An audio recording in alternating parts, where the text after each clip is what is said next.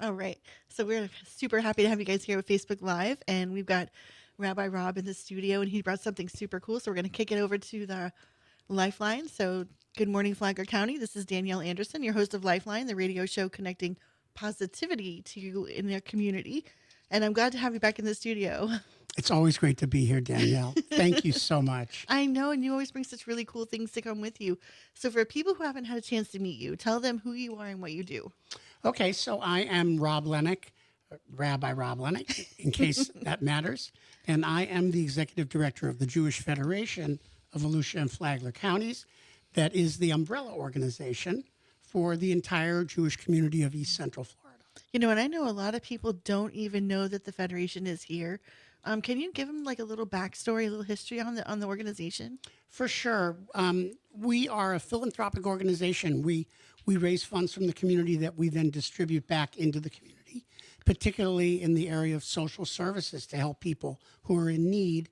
And as a result, for 30 years, we have been running the Dollar Food Bank, which in 2024 helped over 19,000 people in Volusia and Flagler counties.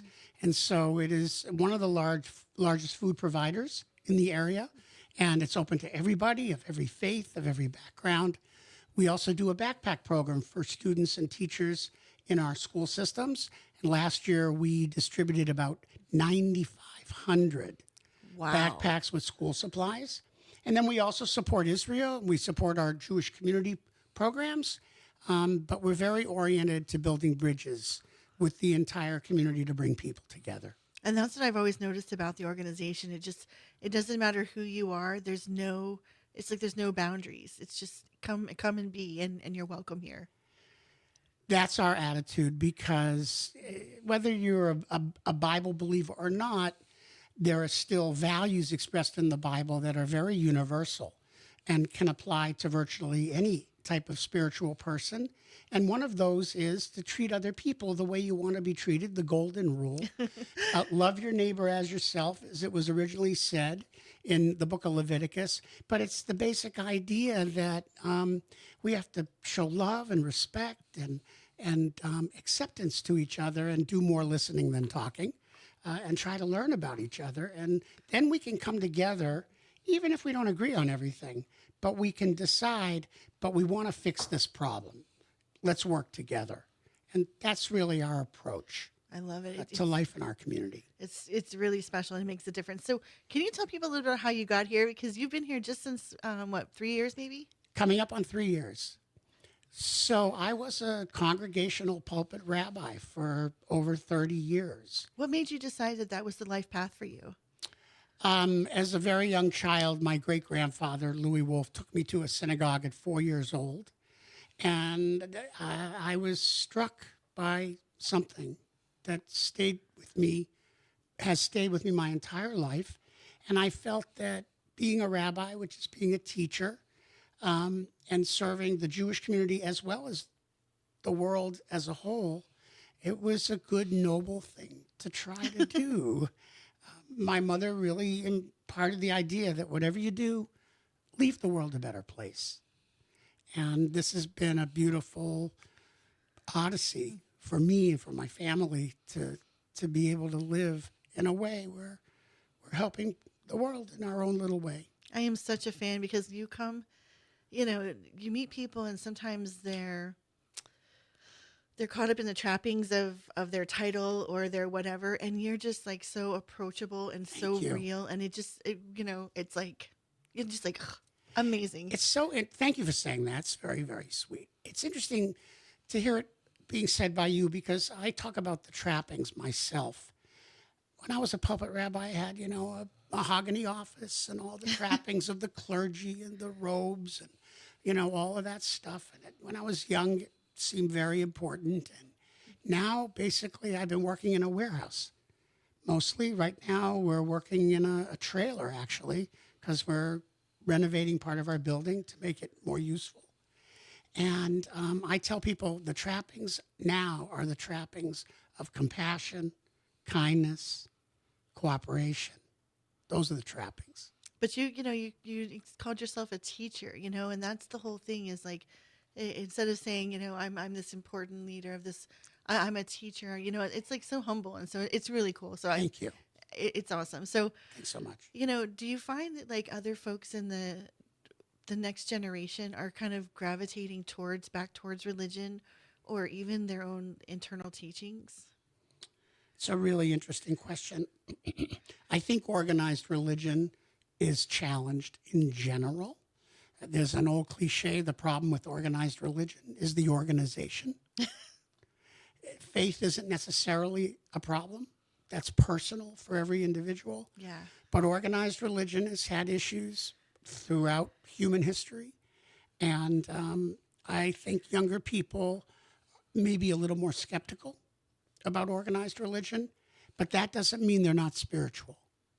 When in fact, I think younger people are spiritual in more transcendent ways, more profound ways. They understand the sacredness of the earth. They understand that violence and aggression is not a way to solve problems. Being more connected through the internet and all these traditional boundaries that used to exist now maybe have gotten out of the way. Like my daughter's 29, and I sense that she's very much a universalist, just naturally. She came to that. And I think that's very hopeful about young people. They have a strong spiritual sense.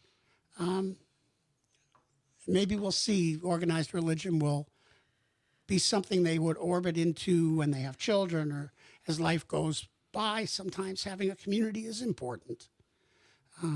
Do you see a transformation taking place within organized religion itself? I do. I see a lot of effort into focusing less on what you profess and much more on how you relate to others being what's really important. Yeah. And I'm glad to see that. It's a big shift, Oh, it's a huge shift because, what you profess, do you profess the right faith? Do you say it the right way? Do you pray the right words? And there are still a lot of people in the world who, in some ways, have turned their religions into idols because they're worshiping the ritual and maybe certain doctrinal things. And in the process, they have blind spots to the person sitting next to them that's in need or in trouble. Right. So, and it was my daughter, Sarah, who said to me, she was a rabbi's kid, so she lived it day in and day out. She said, Dad, in high school, she said this to me, Dad, what you profess is not really what matters, right? And I'm like, you're right, honey. But she sees that. I'm always struck by the story, and I hear it so often, is the pastor who dresses as a homeless person and goes to his church, and no one will talk to him, no one will say anything to him, and it's just like, and now we're seeing people where compassion is a primary thing for them, and they're like, how can I help you? It's a total shift. It's a shift, and I hope we see it continuing in that direction where people can actually learn what it means to have empathy. Yeah. I feel like empathy should be a life skill that people are guided to understand. And I think, people were reminded of empathy on October 7th, when the tragedy happened. And, even now we're still saying, why is this still continuing on? The whole thing is a terrible tragedy. And it's very easy to become zero-sum game outlook about the conflict in the Middle East, Israel, Gaza, et cetera, et cetera. And, there are real issues at stake in that war about Israel's security, about, I would say, even the security of the world as a whole, because pan-Islamic extremism sponsored by Iran, brought to life through proxies like Hamas. If it were to succeed and Israel were dismantled, to use the word of the anti-Zionists, the question would be, who's next? Like, that would not be the end of this conflict. And so there are worldwide issues at stake. But on a human level, it's about real people on both sides. Yeah. Who are innocents. And, I think in Gaza, it's a very complex situation because we know for a fact many, many Gazans do not support Hamas. But Hamas has maintained its power since they were first elected, I believe 2003, or I may have the year off by a year. And I'd love to see the Gazans as well as the Palestinians enjoy a safe life built around self-determination. It seems like such a no-brainer, doesn't it? You would think. And that, I happen to be a person who believes in a two-state solution. I always have. There are those in the Jewish community that have different perspectives. I respect those as well. But I don't think to approach this as either or. Yeah. One people versus another people, ultimately, in the higher scheme of history. But in reality, on the ground, what Hamas did on October 7th, and as horrific and barbaric as it was, the fact that here we are 2.5 years later, right? And they're still hostages. 24, or a year and a half later, and there are still 58 hostages right at this moment that haven't been returned home. It makes it very hard to even focus on the suffering on the other side. I completely agree with you. And that's about it. That's about as honest a statement as I can make. It doesn't mean I don't care about the suffering on the other side, but I still cannot fathom all the unknowns and the sense of day in and day out wonder and hopelessness on the part of those families. And that Israel is still defending itself, and needs to defend itself. And for the world to be silent about it, I think that's what bothers me the most is that, the world is like, under normal circumstances, they would be like, have demanded this be over a long time ago. And for it to still be happening, it's like, well, what's going on here? Do you not have empathy for these families and these people that were innocent and had no part in any of the war, any kind of conflict? They just were there. Well, unfortunately, the roots of anti-Semitism and anti-Zionism run very deep.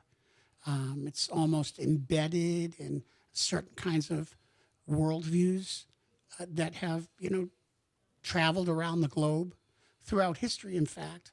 And they come back to some very basic tropes against the Jewish people. And for some people, they're real true believers.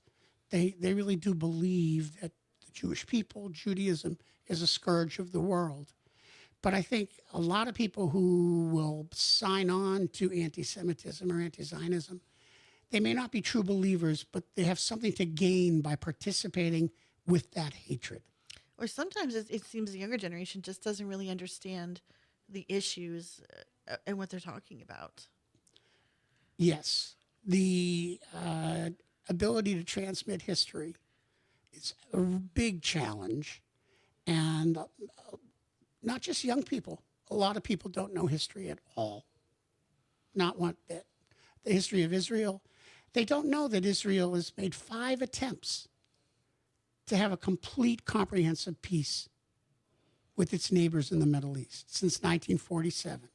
5 comprehensive offers for two-state solutions, sharing water rights, sharing land rights, sharing cross-border employment, 5 different times. And every time, sadly, the response has been the same. We want all or nothing. And from the river to the sea, we're not going to live side by side with you. We're going to push you into the Mediterranean Sea because we want you gone. You shouldn't be here. You don't belong here. That's the response. It's baffling. And you had a gentleman who came and spoke on the anniversary of October 7th, and he was so insightful. I mean, it was incredible sitting there listening to him. Ambassador Ross. He broke it down and I was like, you really had an understanding of what was happening, and it was shocking. It's very difficult in the Jewish community to fully grasp that we're living in a time when anti-Semitism is clearly on the rise. Just the whole atmosphere that is almost promoting anti-Semitism as the most convenient hatred, right? We see it in, all last year on the college campuses. We see it in different communities around the United States. Generally speaking, we're fortunate here in our community. We've seen it, but we have strong law enforcement and alliances among people of all faiths that we stand up against hate here in our community. This, as ADL says, this is no place for hate. That's right. Here. And I think we do a great job locally. And your program has a lot to do with it because you're always promoting a greater sense of understanding among people. And that's how you do it. That's how you overcome hate. Well, I think, the people who showed up on October 7th that night for your remembrance ceremony, that was a testament to the community's support of the Jewish community. Absolutely. It was everybody. It's remarkable.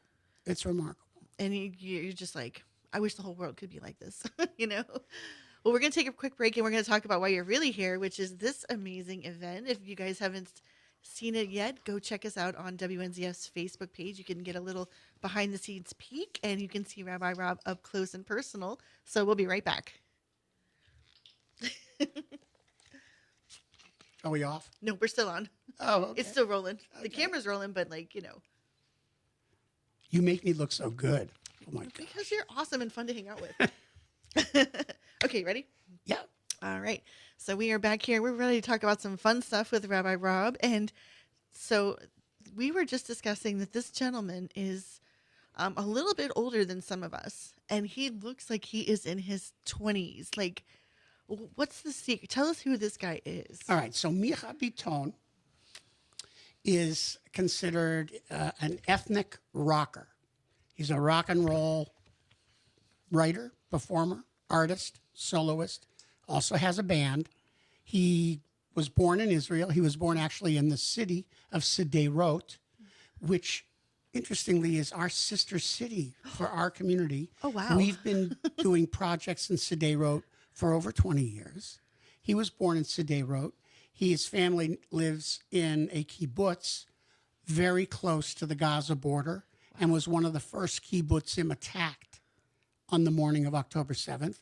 Micha became a rock musician many, many years ago. Took great pride in the fact that he was from the city of Sderot when the real music scene was centered in Tel Aviv. Micha's attitude was, I love Tel Aviv, but we're from Sderot. And so in Israel, he's a legend because he kind of stood up against the establishment, the music establishment a little bit. Good for him. And he held his place, and he's beloved around the country. He's written standards that all Israelis know. And on October 7th, his family was awakened by a message on his phone. And they had time to go into their safe room. And their family completely survived. Oh, my gosh. But families right around them were asleep in their beds and were murdered. So many of his friends and neighbors were lost. Many. And they, like most of the people living in we call it the Gaza envelope, including Sderot, were displaced after October 7th because it was a danger zone, obviously. And they were taken to hotels and hostels and things all around the country. And the country came together to help all these displaced people from a whole quadrant of the country. And so Micha and his family were in a couple of hotels, as I understand it. And during this time, he began to write some new music. And what he is now doing, and what he'll be doing when he's here, is he'll be giving a concert with some of his old standards, but he tells this story. He weaves the story of his life as a musician up to what happened on October 7th, what happened after October 7th, both in terms of the tragedy and the trauma, but even more so in terms of the resilience and the survival. And he weaves the story with his music. I bet that's going to be incredible. So he sings, he'll be with a 5-piece band. So his full gig, and We're very excited about it. He does sing in Hebrew. He also does sing in English. He also has a video up on a giant screen that translates everything he sings. Oh, wow. And it really promises to be very moving and inspirational. How did you get him to come here? I asked. Oh, you seem to have a knack for bringing the most incredible people I to this just area. asked. My mother said, if you don't ask, the answer is always no. Wow. So it's not sold out yet, is it? It's not sold out. There's a lot of tickets still available. Okay. So please, this is worth attending. It's $36 at the Ormond Beach Performing Arts Center, and we were very excited to get the Performing Arts Center. It's brand new. It's just been renovated, and they're wonderful over there. And we just felt like this should take place in a beautiful professional venue. I haven't been. Have you seen the renovation yet? I have. It's nice. It's beautiful. I can't wait. I can't I'm say gonna enough. definitely go to this. And they are a wonderful outfit to work with, too. They're just terrific. That is so cool. So, if people want to go, what should they do? The easiest thing to do is to go online to the Ormond Beach Performing Arts Center box office. Okay, and they can get tickets And they there. can get tickets there. They'll allow 10 tickets at a time with one purchase. They're $36 a ticket. Is this and- doing any fundraising to help out anybody at all? Yes, if whatever we have after we pay our costs for the event will be to support social services in Israel. Oh, wow. How is it going? I meant to ask you with sponsoring the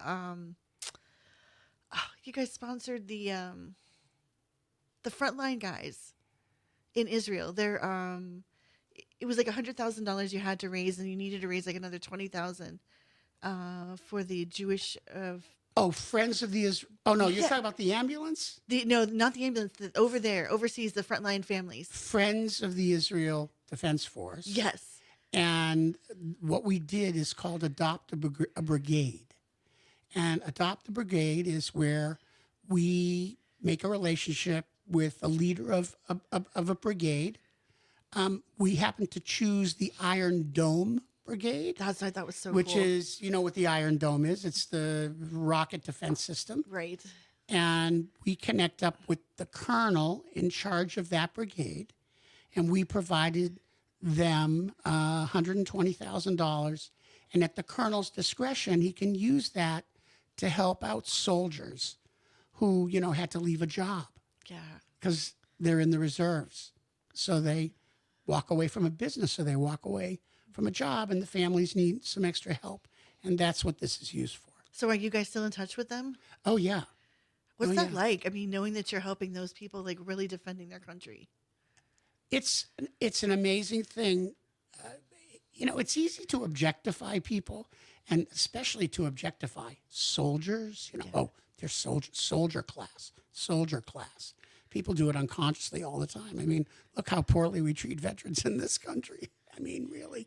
And there's a lot of psychology behind that, whatever it is, fear of veterans, or, a warrior class, whatever it is. And what we find out with this kind of a program, these are people that have little children at home. They're just the same as you and me. They in Israel, it's not like a soldier class. Everybody spends 2 years in the military in Israel. I think that's wonderful. It's part of their upbringing. It helps them mature as young adults. And it's not that they're a militaristic society at all, but they are a responsible society. And everybody takes that responsibility to defend the country seriously. So being able to hear about these soldiers and realize, they're not just objects. These are humans with stories and families and challenges and trying to make ends meet. And, the war in Israel has been hugely impacting their economy. Has it? Of course. I mean, it would have to. You think about it, I mean, these are folks that actually own like the grocery store, or who is an attorney or a doctor, and they have to leave and go do this. They do. Is it? Do you know? Is there like a time period that they do it, or is it just until they're not needed? There is an upper age limit, but I don't want to state it because I might be wrong. Yeah. But I think it's like 52 years old or something like that. And if I'm wrong, I apologize. I'm drawing something from past memory. But so, okay, Mark's like, we're out of time. Oh my gosh. See, this is what happens every time. So we're back to our famous singer here. Tell me one more time how people can get tickets if they want to get some. Salute to Israel with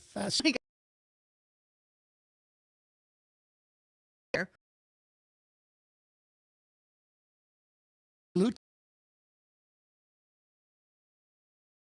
was legendary singer-songwriter, and all you have to do is go to the box office at the Ormond Beach Performing Arts Center. We're so excited. I can't wait to see. This is really great. And you don't have to live in Ormond Beach. You can live in Daytona, Jacksonville, St. Augustine. We have people coming from Jacksonville. We have people coming from Orlando. We have people coming from Brevard County. I believe it. So this is like a once in a lifetime opportunity, right? it really is. And the timing as well. It's a salute to Israel, where time has passed since October 7th. There's a lot else happening in the world that is capturing people's attention as it should. And we still have to keep this on the front burner. And this is one way we can do that. Well, I am happy to help do that in any way we can.